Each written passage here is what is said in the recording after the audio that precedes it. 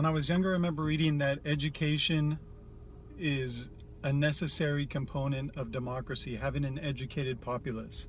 And this sounded true, but I never really understood why. Only later on did I come to understand why. And basically, because you see it play out today, where the majority of our population has a sort of amnesia to past events. And so they can be manipulated again using the same tactics, the same sort of lies. And that's what I'm seeing right now in Syria.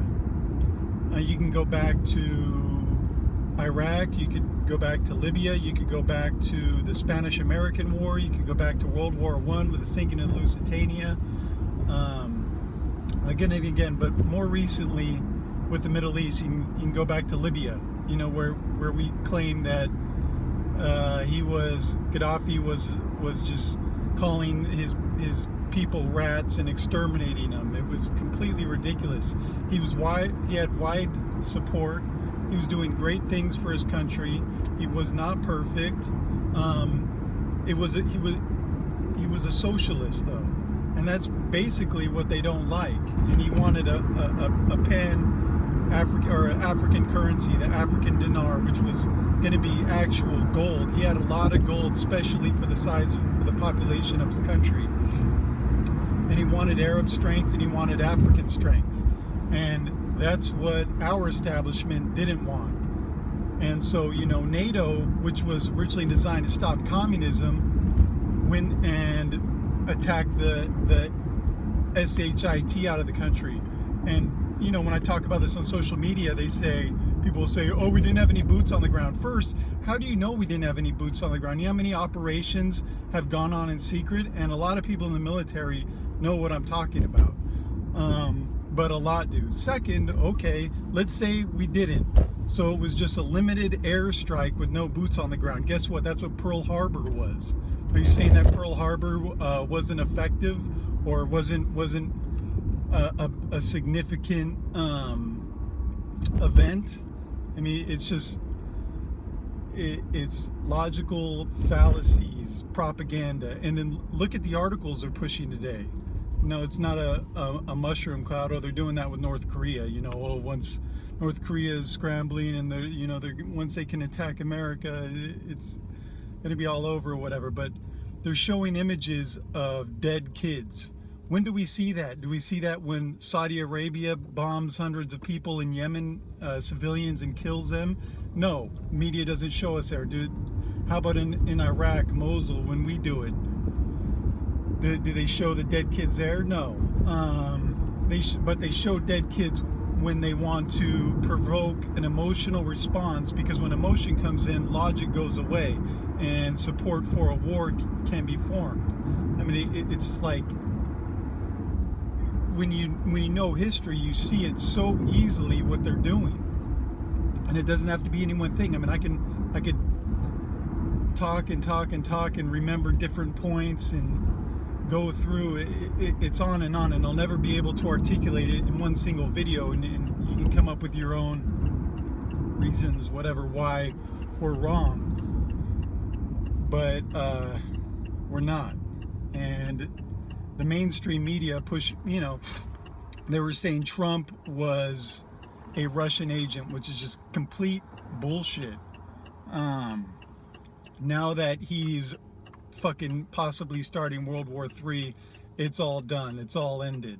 So, and before that, the big reason why I was attacking more of Hillary than I was Trump was because he wasn't the pro-war person that had taken out Libya, destabilized that part of the region, destabilized a good country there, expanded NATO onto the border of Russia, took out the government of Ukraine, installed a puppet dictator there.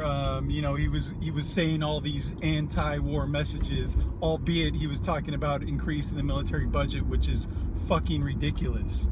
It's ridiculous because we keep pumping money. We should have been investing in infrastructure in our people, making our people better, so we could do more, think more, become more efficient, better. But instead we invested in military weapons that kill. And why is that bad? Not only they kill, they pollute, they create misery. You got depleted uranium shells that make people sick, just like Agent Orange did in the past. You do all these things with negative effects, cumulative or effects that are continue for years and are negative, bad. So you put this blanket of negativity over the world. So even though right now we think, or the fucking idiots in the CFR, the globalists, the bankers, whatever they are, they think right now that or they convince other idiots like Trump or whatever that it's in our national interest, that we need to do this right now because it's in our national interest, the CIA or whatever.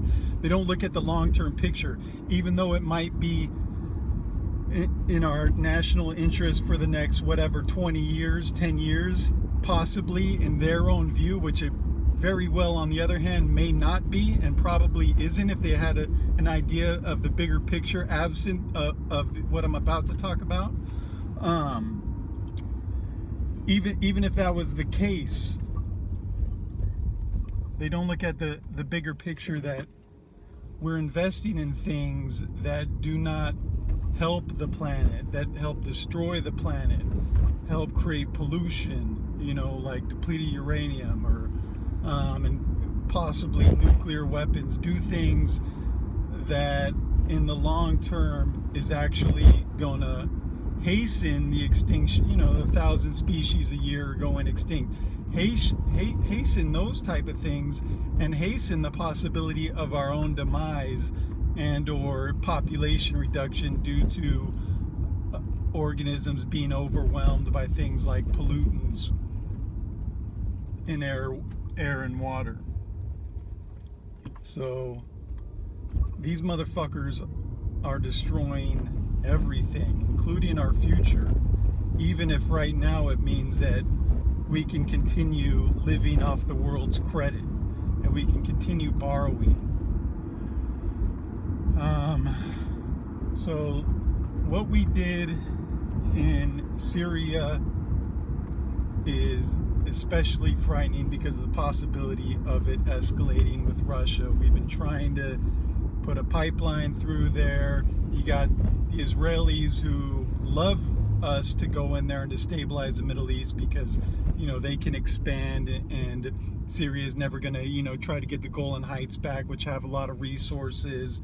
You know, Israeli can push settlements there, so they love this, and they're one of the big interests promoting this, along with, you know, oil interests and you know, like they have Genie oil that's drilling in the Golan Heights right now on Syria's land that Israel you know, took after the war of whatever, 68.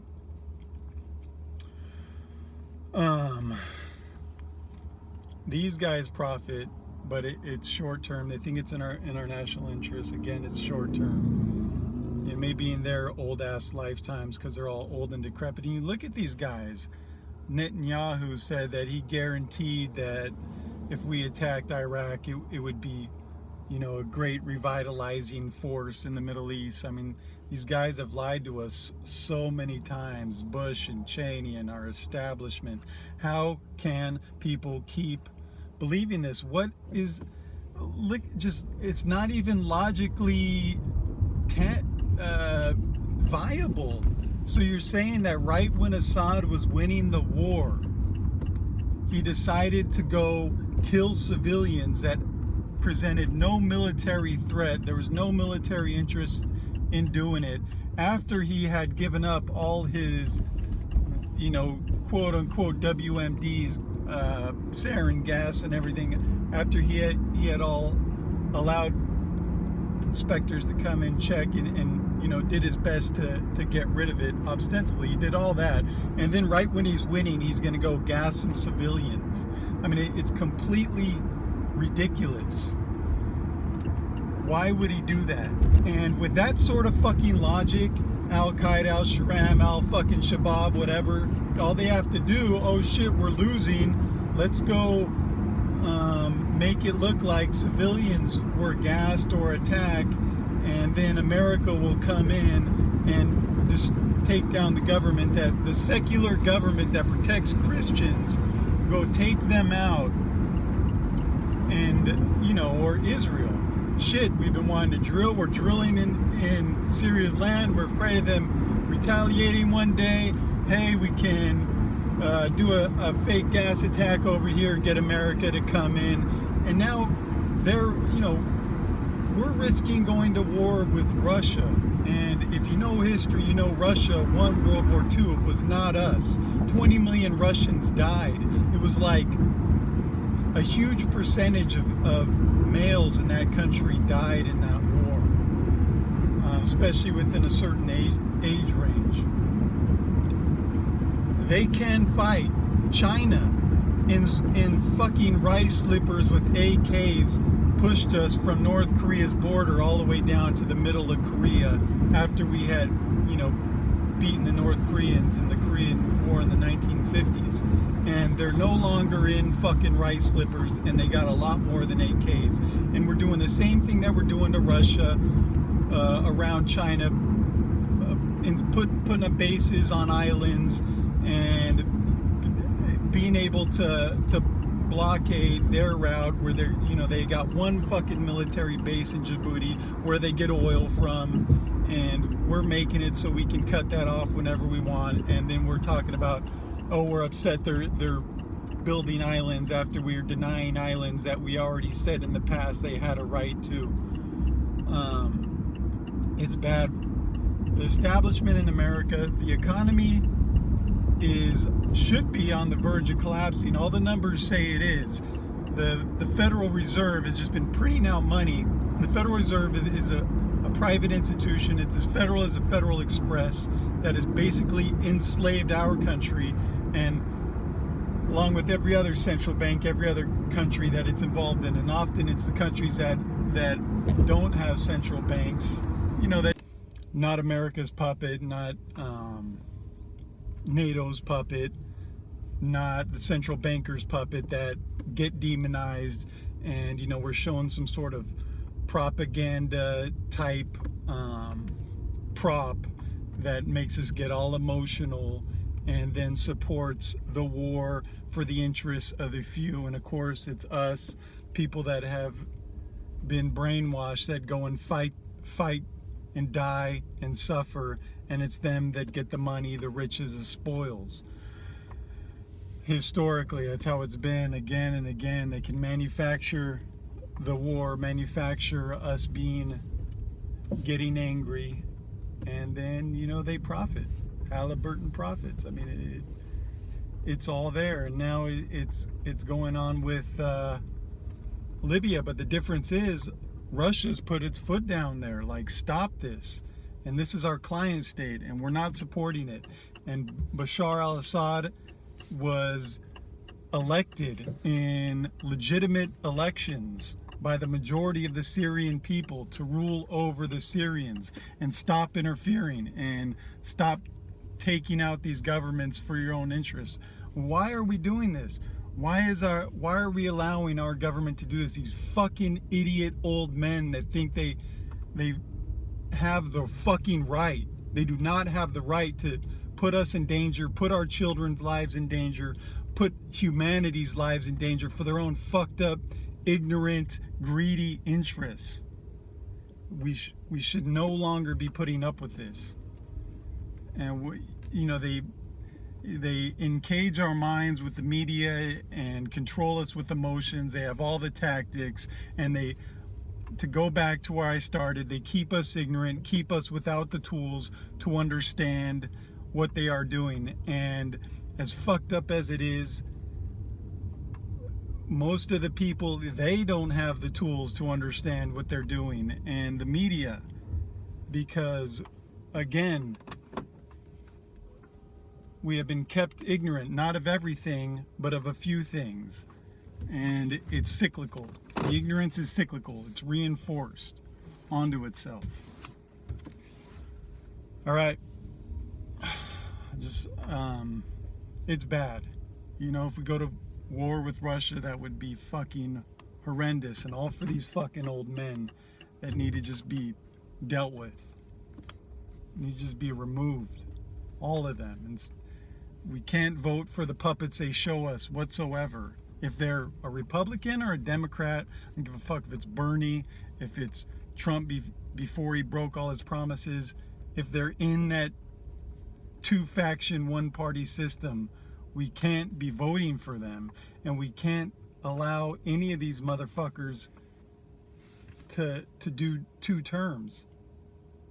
That's one. I mean, and of course you still have the shadow government, the CFR, Council of Foreign Relations people, the worst motherfuckers to have in office or around office, and even when they're not elected, they're appointed by the Republican or Democrat that gets into office.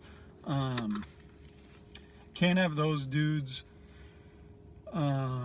CIA guys, we gotta, I mean, it's NSA guys, all these revolving door guys, military industrial complex guys, they gotta be removed. Somehow, some way. These wars are not in our interests, and it's our tax money being used that could make our fucking lives a lot better. We're so knee deep in it. There might be pain if we exited, you know, there probably would be pain. But for our future, for the long term, it would be the best thing for us to do to start saying no more to these people and not following their BS and their lies and their manipulations, so they can profit off of us dying and suffering and living in what is factually a fucked up place. Our country could have been so much better than it is. So much. But it's been squandered by these fucking pieces of shit leeches. You know, whatever. The Rothschilds, bankers, the Rockefellers, and their prostitutes that they put into office. That multinational corporations that don't care about us, are not patriotic, soon will export our jobs the second it becomes good for their taxes or their bottom line. These people are the ones that are buying the people that we put into office. They're buying both of them, the Democrats and Republicans. We don't have a choice. They chose who we vote for. They put in front of our face who we vote for. So you can't vote for either of them, no matter if they say these guys will have no way of winning. You know, Jill Stein or a libertarian, there's no way they're going to win. Don't listen to it. They said that about Trump, but can't vote for him. We've been controlled so much by voting for the lesser of 2 evils. But as we see more and more, the candidates are the fucking same. They're both pro-war. You know, they all fucking voted for the Iraq war. They're all pushing for war with Russia. Fuck them. Don't put them in office. Have a good day.